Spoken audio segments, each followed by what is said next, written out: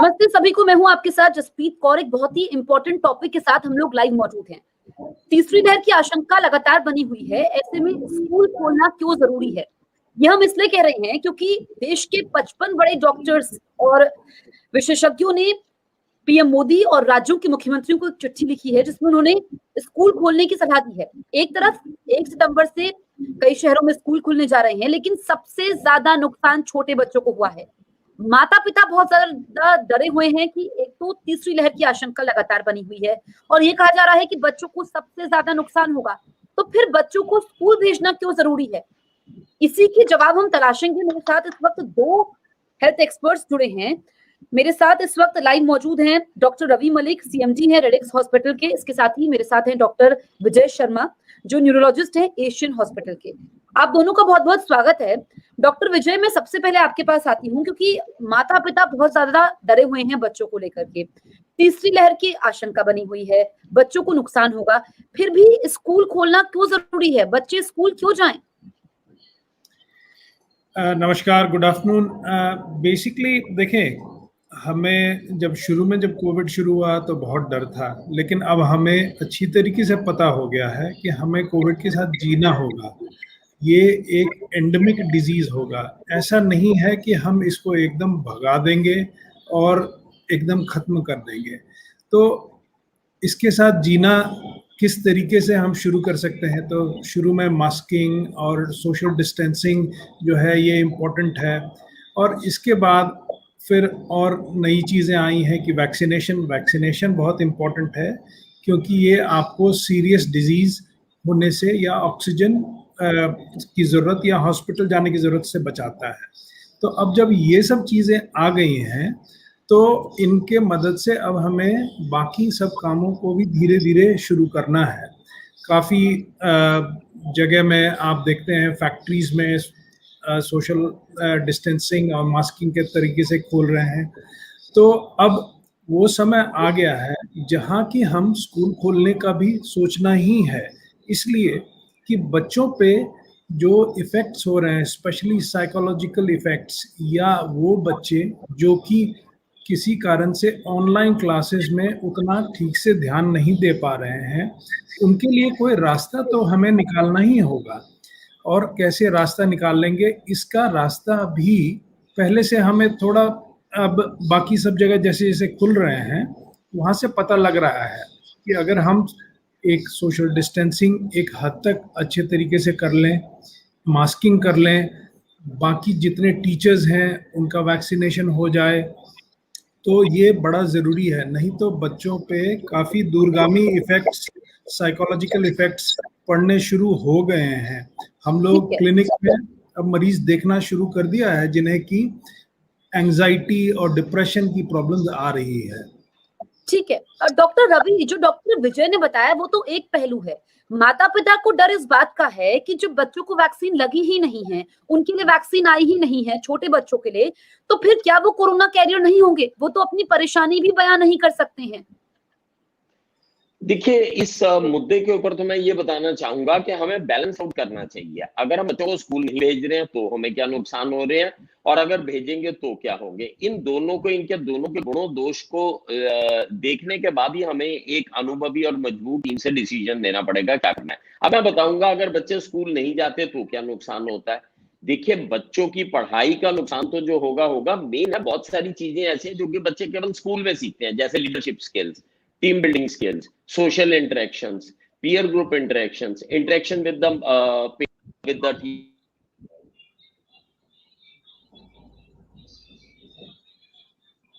Doctor Ravi, आपका शायद mic mute हो गया, आपकी आवाज नहीं आ रही है।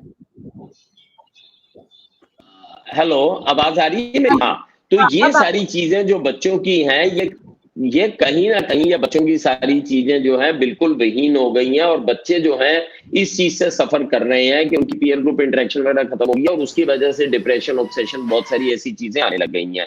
अब जो इस मजबूत और अनुभवी टीम ने बताया, उन्होंने ये कहा है कि बच्चों को ऑलरेडी एसिम्प्टोमेटिक इन्फेक्शंस काफी हो चुकी है, माना कि बच्चों को वैक्सीनेशन नहीं लगी है। दूसरी चीज ये भी बताया कि हमने पिछले फर्स्ट और सेकंड वेव में देखा है कि बच्चों के अंदर मृत्यु दर बहुत बहुत कम रही है।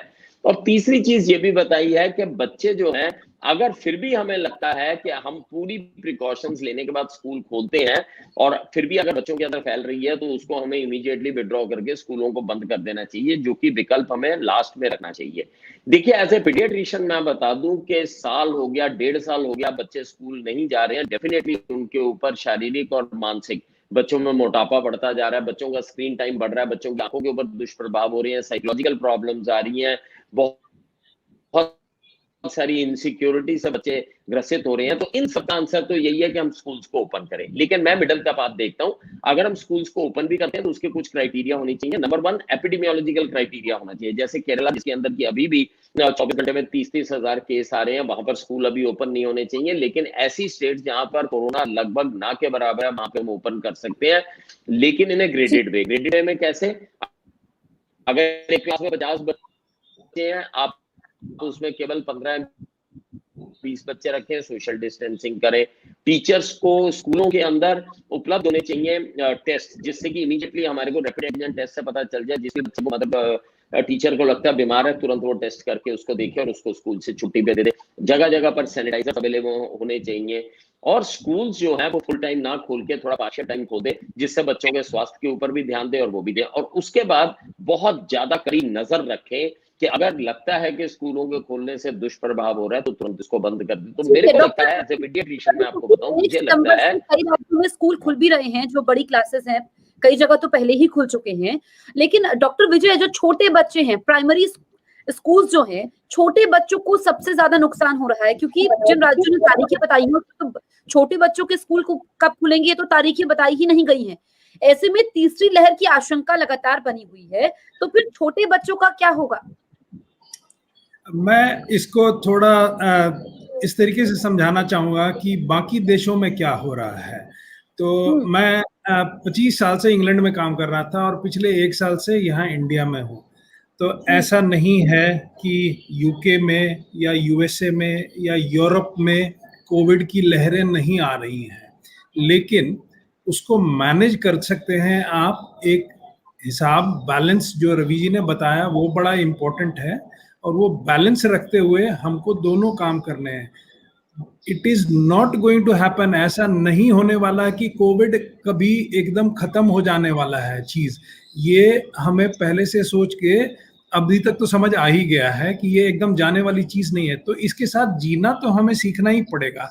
अब प्रॉपर प्रिकॉशंस देखें, ये 3rd wave, 4th wave, 5th wave भी हो सकता है आए, लेकिन आप उसको मैनेज करना है, उसको बैलेंस करना है। अब हम 1 साल तक, 1.5 साल तक सब कुछ बंद करके अगर बच्चों का स्कूल रखेंगे, तो उसके जो दुष्प्रभाव हैं, उसके जो आफ्टर इफेक्ट्स हैं, उसके जो साइकोलॉजिकल इफेक्ट्स हैं, प्लस एजुकेशन पे, आप अगर 100 बच्चों को देखें तो उसमें से 30 बच्चों का तो काम चल जाता है ऑनलाइन से, बाकी 70 बच्चों के लिए जो सोशल इंटरेक्शन है और ये सब जरूरी है। तो रवि जी ने जैसा बताया कि आपको पहले से प्लानिंग करनी होगी, और छोटों बच्चों के लिए भी हर एक कंट्री में, यूरोप में, यूएसए में, यूके में स्कूल खुल गया है, क्योंकि उसका इफेक्ट जो है, साइकोलॉजिकल इफेक्ट छोटे बच्चों पे ज्यादा होता है। ये अलग बात है कि हम चूंकि वो बता नहीं पाते हैं, इसलिए हम शायद, हमें लगता है कि इनको कुछ ज्यादा दिक्कत नहीं हो रही है। और फिर एक और बात कि देखें, छोटों बच्चों में जो कोविड होता है यूजुअली 2 से 3 दिन होता है, सर्दी खांसी बुखार होती है, थोड़ा बहुत मेडिसिन होता है, लेकिन यूजुअली उनको सीवियर कोविड नहीं होता है। तो एकदम हम डर के मारे अगर ये तय कर लें कि बच्चों को हम तभी स्कूल भेजेंगे जबकि कोविड नहीं होगा, तो ऐसा तो मेरे को नहीं लगता कि अगले 4-5 साल में भी होने वाला है। तो I think we have got to balance and we have got to make that sensible decision where we are able to, उनके जो एडवांटेजेस हैं, डिसएडवांटेजेस हैं, उसको ध्यान रख के एक बीच का रास्ता बनाना बहुत जरूरी है। ठीक है डॉक्टर रवि, जो डॉक्टर विजय डर की बात कर रहे हैं, वही वो जो डर है ना, उस डर को कैसे निकाले? क्योंकि जितने भी माता पिता से बातचीत हो रही है, वो ये कह रहे हैं कि तीसरी लहर सितंबर अक्टूबर में आएगी, हम तो अपने बच्चे को स्कूल नहीं भेजेंगे। ये जो डर है ना माता पिता के मन में, इसका क्या किया जाए? देखिए, डर का एक ही चीज है, जो डर है वो डार्कनेस से आता है, इग्नोरेंस से आता है। माता पिता को अगर हम समझाते हैं, प्रॉपर लाइट देते हैं, प्रॉपर उनको नॉलेज देते हैं, तो शायद उनका डर कुछ हद तक खत्म होगा। दूसरी चीज ये भी है, बहुत सारे माता पिता क्योंकि मेरे क्लिनिक में भी आते हैं, वो कहते हैं डॉक्टर साहब थर्ड वेव का एक बार खतरा टल जाए, अक्टूबर नवंबर खत्म टल जाए, तभी हम बच्चों को स्कूल भेजेंगे। मैं उनको केवल यही समझाना चाहूंगा, अगर आपके शहर के अंदर एपिडेमियोलॉजी ये कहती है कि कोरोना लगभग खत्म हो चुका है, यहाँ पे पॉजिटिविटी रेट 0.something% है या बहुत कम है, तो आप बच्चों को सेफली स्कूल भेज सकते हैं, प्रोवाइडेड आप सारी प्रिकॉशंस दे के भेजें। ऐसा नहीं हो कि स्कूल बस के अंदर बच्चों का जमावड़ा लग रहा है या क्लासों के अंदर जमावड़ा लग रहा है या बच्चों का जमावड़ा बहुत ज्यादा प्ले ग्राउंड्स में लग रहा है। तो ये हमारे को देखना बड़ा जरूरी है, with caution, with guards up हम जो है बच्चों को स्कूल में भेज सकते हैं, पेरेंट्स को बता सकते हैं। एक और महत्वपूर्ण चीज बताऊंगा, हमारा डेवलपिंग नेशन है और यहाँ पर बहुत सारे बच्चों को पौष्टिक आहार केवल स्कूलों में ही मिलता है, जिसको मिड डे मील प्रोग्राम कहते हैं। तो कुपोषण के भी हमारे जो लोअर तबके के पेरेंट्स हैं या वो हैं जो बच्चे हैं, वो कुपोषण के भी शिकार हो रहे हैं, क्योंकि वो स्कूल नहीं जाते तो उनको मिड डे मील नहीं मिलता, तो उनको प्रोटीन्स वगैरह नहीं मिलती है। तो इन सारी चीजों को हमें दिमाग में रखना है कि बच्चे शारीरिक वे से भी स्वस्थ रहे, मानसिक वे से भी स्वस्थ रहे। और आपकी बात बिल्कुल ठीक है, जो बच्चा जितना छोटा होता है उतना ही उसके ऊपर मानसिक विकार पैदा होने की संभावना होती है अगर हम उसको स्कूल में नहीं भेजते हैं। तो ये बड़ी इंपॉर्टेंट चीज है कि जितना बच्चा छोटा है उसको हमारे को पीयर ग्रुप इंटरेक्शन देनी बड़ी जरूरी है। जैसे कि मैंने पहले भी कहा, बहुत सारी चीजें हैं जो बच्चे स्कूल में जाके ही सीख सकते हैं। अमेरिकन एकेडमी ऑफ पीडियाट्रिक्स कहती है कि एक बच्चे को स्क्रीन टाइम 2 घंटे से ज्यादा नहीं देना, नहीं तो उसको मानसिक और आंखों के विकार आने शुरू हो जाएंगे। यहाँ पर बच्चों का आलम यह है कि 6 से 8 घंटे वो बेचारे स्क्रीन के ऊपर ही बैठे रहते हैं। स्कूल की टीचिंग होती है, एंटरटेनमेंट होती है, जो भी है वो घर बैठे हैं और स्क्रीन के ऊपर बैठे हैं। तो हमें ये भी देखना बड़ा जरूरी है कि अगर हम स्कूल नहीं भेजते हैं तो हमारे को कितने सारे नुकसान हो रहे हैं। बच्चों में मोटापा बढ़ रहा है, बच्चों की एक्टिविटी खत्म हो गई है, पीयर ग्रुप इंटरेक्शन खत्म हो गई है, साइकोलॉजिकल विकार आ रहे हैं और सबसे बड़ी चीज है कुपोषण हो रहा है। और मेन चीज ये है कि बच्चों का स्क्रीन टाइम हम कम कर ही नहीं पाएंगे, क्योंकि स्क्रीन के ऊपर ही 6-7 घंटे स्कूल अगर पढ़ा रहा है तो क्यों पढ़ाते हैं इतना? क्योंकि जब अमेरिकन एकेडमी ऑफ पीडियाट्रिक्स ने कह दिया कि स्क्रीन टाइम 2 घंटे से ज्यादा नहीं होना चाहिए, ये तो नहीं होना चाहिए। तो ये सारी चीजों को लेते हुए हमें बैलेंस आउट करना है। जैसे डॉक्टर विजय ने बड़ी अच्छी बात बताई है कि डेफिनेटली हमें इस बीमारी के साथ भी जीना सीखना चाहिए और जीना आना चाहिए। और ये कंफ्यूजन अभी कुछ चंद महीनों का ही है, क्योंकि संभवतः अगले महीने से हमारे देश के अंदर भी बच्चों के इंजेक्शन लगने शुरू हो जाएंगे। हमारे बच्चों की पॉपुलेशन 44 करोड़ है, जो कि 18 साल से छोटे हैं, और 12 से 18 साल के बीच में 12 करोड़ है। इन बच्चों को जैसे ही वैक्सीनेशन शुरू होगी तो तुरंत ये वैक्सीनेट बड़ी जल्दी हो जाएंगे। तो वैक्सीनेशन के बाद में वैसे भी हम लोगों को ज्यादा खतरा नहीं है। वैसे भी बहुत सही बात कही है डॉक्टर मलिक आपने कि 12 से 18 साल के बच्चों को, और उसमें भी प्रायोरिटीज सेट की जाएगी। लेकिन ये भी हमने देखा है जो ऑनलाइन क्लासेस हो रही है, क्योंकि जितने भी बच्चों से मिलो टीचर बोलती रहती है, बच्चे माइक म्यूट करके कुछ और काम करने लग जाते हैं। तो बहुत सारे इसके एस्पेक्ट्स भी हैं। अच्छा डॉक्टर विजय, ये भी ठीक बात है कि जब सब कुछ खुल गया है, मॉल्स खुल गए हैं, मार्केट खुल गई है, लोग एंटरटेनमेंट के लिए बाहर जा रहे हैं, तो फिर स्कूल्स क्यों नहीं? लेकिन अगर हम टेक्निकल एस्पेक्ट की बात करें कि अभी भी देश में रोजाना 25,000 से 50,000 कोरोना के नए पेशेंट सामने आ रहे हैं, तो जो थर्ड वेव है जो कि एक्सपेक्टेड है अभी अगले महीने, ऐसे में बच्चे कितने ज्यादा प्रभावित होंगे इससे?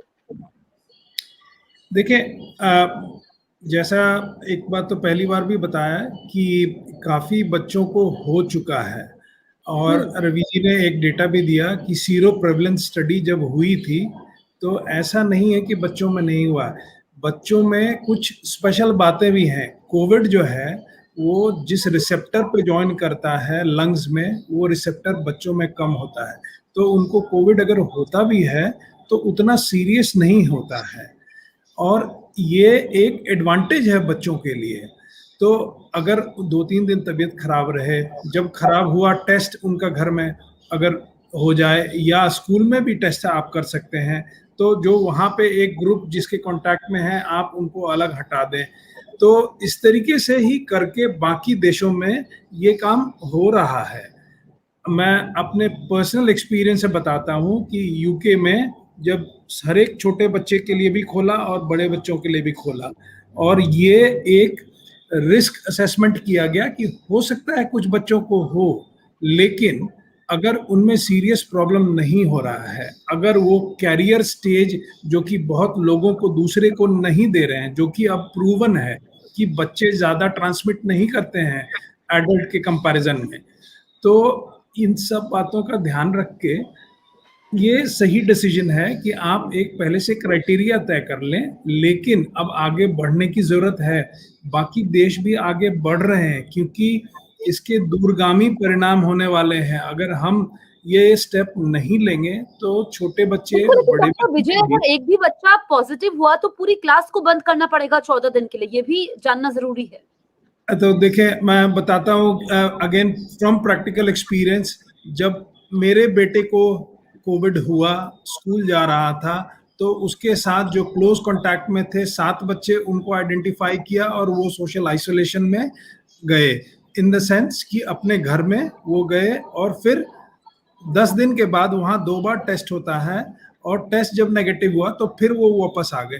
तो एक रास्ता तो निकालना पड़ेगा। हम इतना बड़ा स्टेप, एकदम ब्रॉड डिसीजन कि पूरे क्लास को हटा देंगे, पूरे स्कूल को बंद कर देंगे, ये you have to risk assess it, है ना। ये करने की जरूरत अक्सर हाँ नहीं करनी पड़ती है।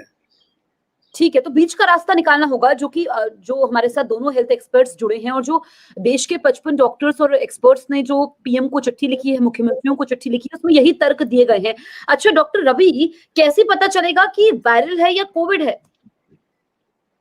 देखिए सबसे पहली चीज ये बताना चाहूंगा कि अगर बच्चे को जब भी कभी फीवर होता है तो आप अपने पीडियाट्रिशियन से बात कर सकते हैं। आजकल वायरल बहुत ज्यादा चल रहा है और मैं भी क्लिनिक्स में देखता हूँ कि पेरेंट्स आते ही पूछते हैं कि क्या हम कोविड का टेस्ट कराएं या ना कराएं।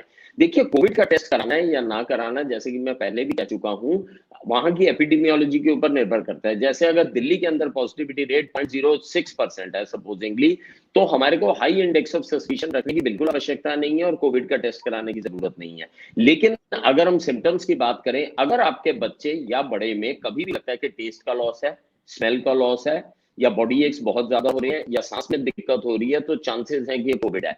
साधारण वायरल के अंदर जुकाम काफी होगा, खांसी होगा और आपको फीवर होगा और आपके आसपास के परिजन भी अफेक्टेड होंगे। कोविड के अंदर बहुत ज्यादा जुकाम नहीं होगा और कोविड के कुछ लक्षण ऐसे हैं जैसे कि पेट में दर्द होना, लूज मोशंस होना, स्मेल का जाना। ये कुछ लक्षण ऐसे हैं जो कि काफी हद तक पैथोजेनिक हैं, जो कि जिसमें हमें अंदेशा लगता है कि कोविड है, और जहां पर हमें हाई इंडेक्स ऑफ सस्पिशन होता है हम उसमें टेस्ट करवा सकते हैं। ये आपकी बात बिल्कुल सही है। ये विडंबना आजकल बहुत सारे पेरेंट्स के दिमाग में आती है, मैं क्लिनिक में भी देखता हूँ, उनके दिमाग के अंदर यही रहता है कि डॉक्टर साहब कहीं ये कोविड तो नहीं है। तो लेकिन बच्चों के अंदर मैं एक चीज और बताना चाहूंगा, कोविड की बीमारी से ज्यादा, उससे ज्यादा खतरनाक MIS सिंड्रोम होता है। बच्चों में कोविड की वजह से तो बहुत ज्यादा सीरियस नहीं होते, लेकिन एक मल्टी सिस्टम इंफ्लेमेटरी सिंड्रोम जिसको कि हम कहते हैं, वो बच्चों के अंदर होता है। ये केवल बच्चों में होता है, बड़ों में बिल्कुल नहीं होता। इसमें MIS सिंड्रोम के अंदर यही होता है कि बच्चा कोविड से रिकवर कर जाता है, लेकिन उसके बाद में उसके पास रैशेस आ जाते हैं, हाई ग्रेड फीवर आने लग जाता है, मुंह एकदम लाल हो जाता है और मल्टी सिस्टम यानी बॉडी के सारे सिस्टम जो है वो इन्वॉल्व होने शुरू हो जाते हैं, हार्ट भी इन्वॉल्व होता है। अगर हम इसका समय रहते इलाज करते हैं तो इससे बिल्कुल मृत्यु नहीं होती और ये ठीक हो जाता है, लेकिन अगर हम इसको इग्नोर करते हैं तो ये बच्चे को मृत्यु के द्वार तक भी ले जा सकता है। तो ये एक बड़ी इंपॉर्टेंट चीज है कि सारे पेरेंट्स को MIS के बारे में पता होना चाहिए। जब भी आपके बच्चे को कोविड के लिए डायग्नोज करें और जब वो कोविड से ठीक हो रहा है या ठीक होने के बाद में ये बीमारी अगर सडनली फीवर आने लग जाए और बॉडी में रैशेस आने लग जाए, तो कावासाकी सिंड्रोम टाइप की बीमारी होती है जो कि आने लग जाती है। और जैसा कि बताते हैं कि COVID is teaching us every day to learn, यानी कि रोज ही हम लोग कोविड से कुछ ना कुछ सीखते जा रहे हैं। तो मुझे लगता है कि ये समय आ गया है कि अब हमें इस बीमारी को फेस करना चाहिए और इस बीमारी के साथ रहने की हमारे को जीवन शैली का एक अंग ले लेना चाहिए, क्योंकि WHO भी कह रहा है कि ये धीरे धीरे करके एंडेमिक बनता जा रहा है हिंदुस्तान में। तो इस चीज को हमारे को देखना चाहिए। और जहां तक स्कूल खोलने का तल्लक है, मैं आपको मुबारकबाद दूंगा, ये टॉपिक बड़ा इंपॉर्टेंट है। हम लोग पीडियाट्रिशियंस क्लिनिक में रोज यही फेस करते हैं, मदर्स यही पूछते हैं डॉक्टर साहब भेजें ना भेजें। और अभी भी आपको बता दूं, जहां पर स्कूल खुल गए वहां पर 10 से 60% ही अटेंडेंस है। अभी भी जो है अटेंडेंस वहां पर पूरी नहीं है, क्योंकि माँ बाप के मन के अंदर बहुत सारे तरह तरह की भ्रांतियां और फोबियाज हैं बच्चों को स्कूल भेजने के लिए, जो कि मुझे लगता है समय के साथ में जाना चाहिए। इसके अलावा मैं सरकार की ये भी रिक्वेस्ट करना चाहूंगा कि बच्चों की वैक्सीन को जल्द से जल्द उपलब्ध कराया जाए, क्योंकि बच्चे हमारे सेफ तभी रहेंगे जब वो फुल्ली वैक्सीनेटेड रहेंगे, नहीं तो उनको थ्योरेटिकल या प्रैक्टिकल रिस्क रहेगा। बिल्कुल डॉक्टर रवि और डॉक्टर विजय, आपने इतनी महत्वपूर्ण जानकारियां दी हैं और मुझे लगता है इस सेशन के जरिए जो माता पिता हैं जो डरे हुए हैं बच्चों को स्कूल भेजने को लेकर के कि तीसरी वेव की आशंका लगातार बनी हुई है, ऐसे में बच्चों को स्कूल क्यों भेजे, उसके बाद स्कूल क्यों नहीं खुल जाते जब तीसरी लहर समाप्त होगी, तो इस सेशन से हमने जाना कि चाहे कितनी भी लहरें आए हमें तैयार रहना होगा, खुद और अपने बच्चों को तैयार करना होगा और इसके साथ ही हमें जीना सीखना होगा, साथ ही बीच का रास्ता निकालना होगा, यानी कि नियमों का पालन करते हुए आप बच्चों को स्कूल भेजिए क्योंकि पढ़ाई भी जरूरी है। बहुत बहुत शुक्रिया डॉक्टर विजय और डॉक्टर रवि आपका, साथ ही जो दर्शक हमारे साथ जुड़े थे सभी का शुक्रिया। Thank you. Thank you.